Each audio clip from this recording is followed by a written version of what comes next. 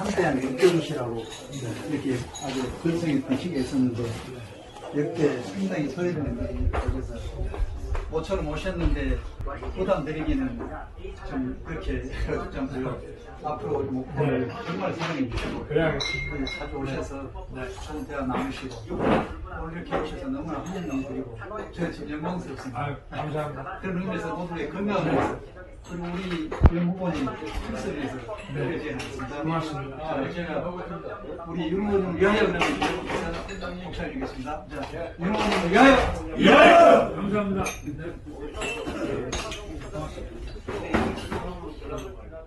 국민 한 분 한 분 찾아가서 다양한 목소리를 경청할 것입니다. 원내에서는 매주 메타버스를 통해서 듣게 되는 현장의 목소리를 구체화해서 시급한 것부터 즉각 반영하는 등 입법과 예산으로 후보의 활동을 적극 뒷받침하겠다는 말씀드립니다. 100일 회기의 정기국회가 벌써 4분의 3이 지났습니다.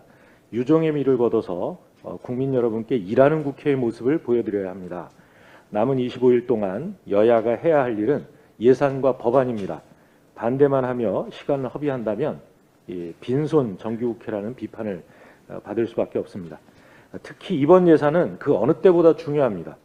2022년 예산은 코로나 극복을 위한 민생 회복 예산이자 경제 회복과 도약을 위한 경제 도약 예산으로 국민의 삶과 직결되기 때문입니다.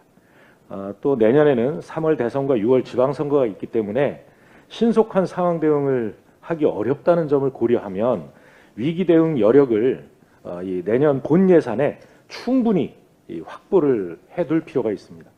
그렇기 때문에 우리 당에서는 내년 예산안에 일상회복지원금, 또 지역화폐 확대 발행, 소상공인 손실보상의 대폭 확대 등 3대 패키지를 국민들께서 원하는 수준까지 포함시키는 수정안을 추진하고 있습니다. 예결위는 내일서부터 예산조정 소위를 열고 감액 심사에 착수할 예정입니다. 그런데 아직 6개 상임위만이 예결위에 심사 결과를 넘겼습니다. 야당은 시간만 끄는 예산안 심사로 얼마 남지 않은 회기를 또다시 허송세월하지 말기 바랍니다. 특히 이 법안 심사에 있어서도 상임위의 야당의 태도가 매우 미온적입니다. 특히 개발이익 환수제 등 부동산 대책 입법은 야당의 방해로 국토위 논의가 시작조차 하지 못하고 있습니다. 화천대유가 개발이익을 너무 많이 가져갔다 이렇게 외칠 때는 언제고 개발이익 환수제를 도입하자는 데에는 전혀 미동도 안 하고 있는 이 절대 믿을 수 없는 두 얼굴의 국민의힘이다 이렇게 말하지 않을 수 없습니다. 예산과 법안 심사는 여야를 떠나서 국회의 기본적인 업무입니다. 국민의힘은 할 일부터 제대로 하기 바랍니다.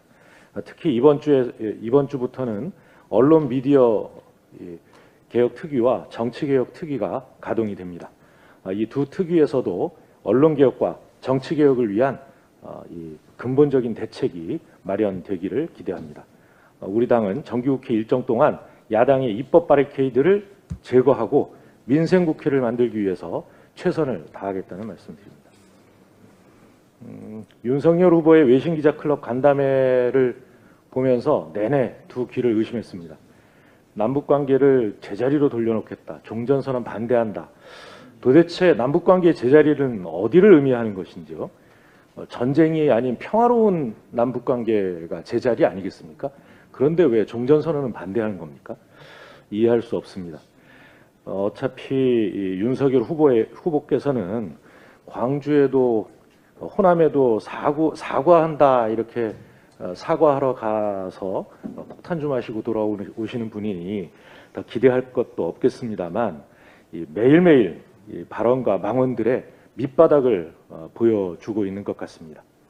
외교안보뿐만 아니라 종부세 폐지 검토, 소상공인 50조 지급 등 민생 경제 등에 대해서 윤 후보께서 말씀하시는 정책 실현 가능한 것인지 의심이 들기도 합니다.